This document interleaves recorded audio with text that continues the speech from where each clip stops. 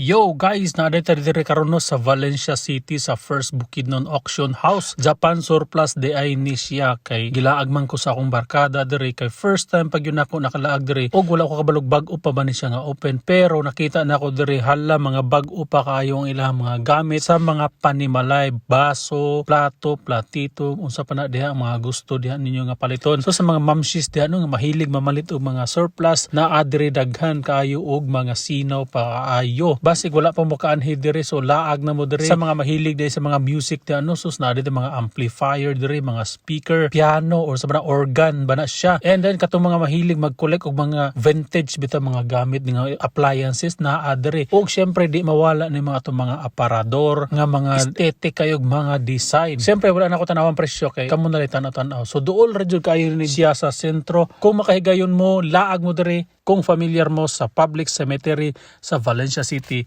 tapad ra kayo ni siya. So, sa panyigulat, laag na. Marto, bye.